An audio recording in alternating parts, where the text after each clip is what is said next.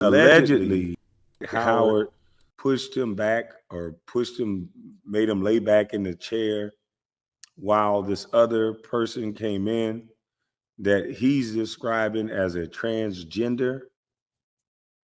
And this transgender allegedly performed fellatio on this individual and it was unwanted. So now this person is allegedly suing Dwight Howard for this alleged situation. Now, yeah, somebody put in the chat, this dude grabbed one of his teammates' private parts, live TV. Yeah, I mean, all of that is going to play a part in what someone would believe about Dwight. And that's why reputation is key. That has been surfacing a lot. The when he grabbed the teammate on the sideline. Who was that? What happened? He was in the game in the NBA, and he basically, the guy was coming out of the games, coming to sit down on the bench next to Dwight, and Dwight reached over and grabbed his thing. That's what it looked like on TV. But, now, basically, since this news has come out now, I feel like we've heard rumors for years. But since this concrete thing has come out, they've gone back and looked at all of the questionable things Dwight has done and said. And it's like, Well, all right, so, couple things here. Yeah, like, there has been some stories about Dwight. I think when he was with the Wizards, there was, like, a transgender person who had captured some screenshots of some chatting and stuff like that, and then I wonderfully, ironically, Dwight was out with a strained glute muscle during that period of time, which is like, draw your own conclusions. But what's kind of interesting about this particular story, though, is there have been things about Dwight that have circulated. And mind you, this is a guy who's got a bunch of baby mamas too, and I think 7 or 8 kids. So he's all over the place. But the funny thing is like, it exists in this realm of like rumor, innuendo, nothing concrete.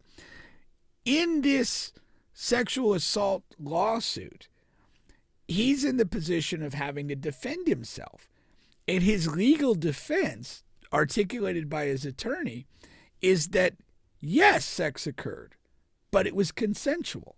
So he's basically, this lawsuit put him in like a checkmate situation to acknowledge that he is bisexual or, maybe coming out as gay. And, for whatever that's worth, that's what makes it to me kind of interesting or funny, is that you have to basically go all in on your defense to say, yes, I did have gay sex with these 2 people, but yeah, it was consensual. Everybody was on board. And that's funny you mentioned, because they also replayed this interview he had with Angela Yee, who used to be on the Breakfast Club, but this was on her podcast. Her voice was incredibly annoying. And she was interviewing Dwight, and she directly asked him about that, about the noise about the kids, how he doesn't take care of his kids, and about the gay rumor. So he's talking about it, and he never directly, he doesn't say whether he is bisexual or not. The term he kept using was, I'm never going to disclose everything that's happening in my bedroom. That's personal. And he was saying how, but people are going to say what they're going to say. They just want the news to be negative about Dwight and things like that. That makes it sound like what he's saying is they're lying on me, like they're lying about that. Yeah, but he never made knowing how people talk though and think. I take that as an admission. Yeah. If you can't directly answer a question, if you have to kind of go around it, you're acknowledging the truth of what's being said. And in comparison, a rapper, Lil Baby, there was this crazy video that was released of this guy giving this other guy some head, and they were saying that's Lil Baby. And in comparison, they asked Lil Baby about it, and he was like, basically, he made like a rap line about it, but he was talking, but he was like, guys, stop being crazy. That's not fucking me. You know what I mean? Like, and that's that's a way. Right. I mean, that's yeah. Now let's fucking move on.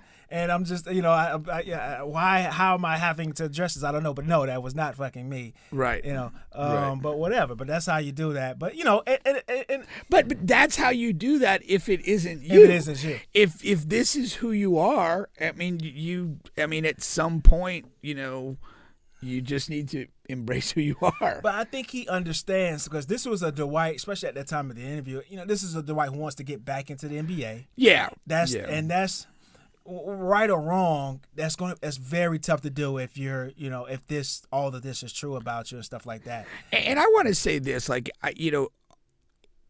in my opinion, the bigger issue is not whether he's gay or bisexual or not, because that just simply is what it is. And the league has had a gay player, and there's probably other players in the league that are gay, just not public about it. But the issue here, though, and I know the Warriors had spoke to him really recently, but if this whole thing was in the pipe, that this lawsuit's coming and it's maybe going to go to a trial or whatever the case might be, as a team starting the season, you don't want this headline to be the biggest thing of the first week of the NBA season. And so it's easy to take a pass on Dwight because this is baggage. I mean, it's his personal life. It's what he did or didn't do. But if you're a team looking to employ him, this is baggage that you probably don't want or need at this point in the year. And that's, and we kind of took a similar position with James Harden last week. His behavior becomes this story in the opening of the season that the team doesn't need. Everybody in Philadelphia, I'm sure the local media guys, they're getting the microphone in their face and they're getting asked, well, hey, what's going on with James Harden? Or do you think, whatever, he's back in town. What is he doing? Have you talked to him?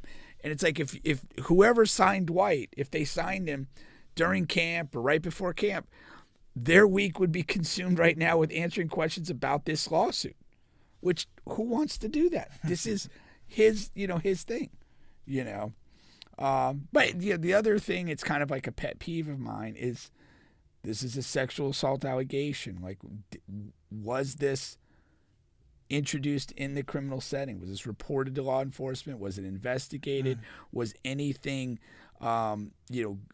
found, or what were the determinations? Obviously, if it's just civil at this point, at some level, nobody embraced a criminal prosecution of these activities. And a lot of times that could be because, it's a he said, she said, or he said that, nobody can really parcel out with any certainty. You know what surprises me every time, and it also reminds me these, stars of whatever, sports, entertainment, music, whatever, they're just regular people like us. Because what surprises me every time is how many times these people get caught up over DMs, text messages, et cetera, et cetera. I love the text. I prefer text over calls, FaceTime, all of that. But if I'm a whatever, millionaire, athlete, entertainer, whatever, and I am doing something that I do not want to get out. Dwight, you can easily tell he didn't want this to get out in the public because he thinks this is going to hold him up from an NBA job, whatever. So, and all these other entertainers, sports figures, why are you accepting DMs and all of that good stuff? Or initiating DMs. Or initiating DMs. What? And one moment here. Oh man. And accepting DMs, I'm sorry. Hello, you are on the bench podcast, Bub and Pink. What's going on now? Hello. Yeah, man, you on the bench. You on the bench podcast. What's going on? How you doing? I was just giving you a call. We talking about Dwight Howard right now, man. We're talking about Dwight Howard and getting caught up with this sexually assault case.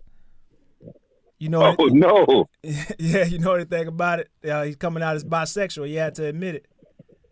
You live in the Atlanta area. What Dwight is yes, from. Yes, sir. Oh man, but Dwight was long gone. He was long gone before I discovered him. But this is new information to myself. Oh, you didn't know? You don't know anything about the sexual assault case? I don't know nothing about it. Okay. How big is the rock you're living under?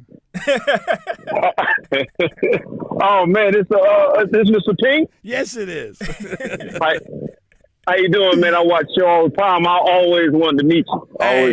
We'll make that happen at some point. You wanna give a tequila plug before you get off the phone here? Yes. Hey, I want you guys to know that Aplomo Tequila will be out November 23rd. please try it out. Please try it out. It'll be in stores November 23rd.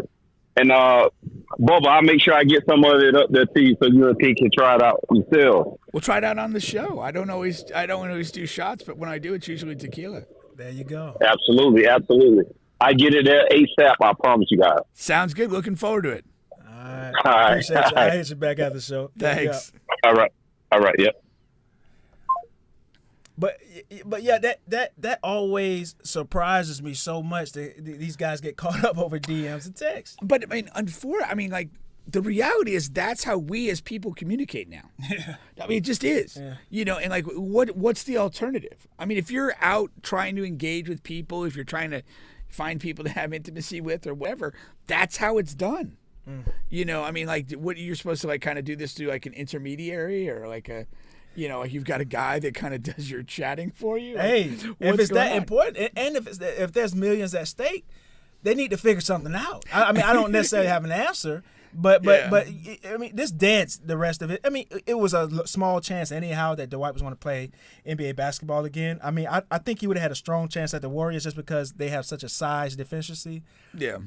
But outside of that, it was low chance anyway. But if there's millions at stake, yeah, something else needs to be figured out because there's a alarming rate, an amount of DMs, texts being discovered that kind of like screw with these guys' careers. Well, I mean, the majority of them kind of fall into the just generally embarrassing category. They're not necessarily like career-breaking stuff. I mean, and really, here's the other thing you got to keep in mind: like, whatever the DMs that were in this thing, that doesn't amount to anything. I mean, maybe like we said, there was the transgender person a while back, but that was in Washington, and he survived that and became a Laker and became a champion. You know, an embarrassing, uncomfortable DM doesn't derail somebody. You know, but when it elevates to behavior that results in, you know, criminal charges, investigation, or civil suits for damage, that's where you have a problem. And that's not the DM. That's once you get past the DM. Yeah. That's where that's falling off the tracks. Yeah. You know, and that, again, when you look at it, you know, that's what the problem is. But I mean, to me, honestly, you just have to accept that, like, as people in 2023, whether we're celebrities or, you know, fringe homeless people, like, we're texting and DMing, and that's how we communicate. It's completely accepted. I mean, it's, you know, my clients end up having my cell phone number. They text me directly on stuff, and that's just the way we are. Like, people want to communicate that way. It's easier to do that than, you know, having a phone call in a lot of situations, and it goes to all aspects of your life. I just don't think there's any way around it. You as an individual person have to set parameters for yourself as to what am I going to put in a DM. I mean, we have to function in a way that, like, we know we text people, we know we go in DMs and communicate, but we have to simultaneously know that that's essentially saved, and that whatever we put in that form of communication, we have to expect or realize that the public is potentially going to see that at some point, or somebody, you know, beyond just the two people, because you can't trust people. Yeah, that's the problem. I mean, that's the issue. You cannot trust, you know, who you're communicating with, that they're not going to take that in some other way and be offended by it, or feel that there's some gain to be had by sharing it with a third person or you know, a million people if that's the case. But I mean, there's kind of no going back. You know, we're not just going to suddenly be, hey, I can't text you, I'm only going to exchange, you know, like, and what do you do? I mean, the only reliable thing that you have is like face-to-face word talking that's not recorded. Yeah. I mean, telephones can be tapped and recorded. You know, DMs can be screenshotted. You know, passing notes or correspondence that can be saved and preserved. I mean, the only plausible deniability you have is face-to-face communication. Yeah. You know, hopefully much, yeah. Unrecorded. You know, and then you're still left with just, you know, hey, I said this, I said something else, and where are we? Because you got the social media, they have the hacks. You know, or at least you can say, hey, I was hacked, man. Oh yeah, I guess you do have a defense to say, yeah, I was hacked. That's usually never like, nobody ever jumps on that and be like, oh yeah, of course you got hacked. Dwight got to have a call with Doc Rivers, man. Hey, man. Doc Rivers, Get into some freaky times together. yeah, man. Become fast friends on Twitter. Once again, you guys are on the Bench, man, on the Bench podcast. That was like, but that's the doc. Like that's like ultimately that's where 99% of this goes. Yeah. It's just kind of embarrassing. Yeah. And like that one time, like I just love 6 out of 7 of his last Twitter interactions involved, like pornography or something. Yeah. And it's just like clearly it was the transgender Yeah. pornography. That's what I'm saying. maybe he had a few drinks, maybe he was just not really thinking, and next thing you know, he's got those stories. But he continued to coach the Sixers, continued to lose a playoff series. Everything was normal. Everything is normal, man. Everything.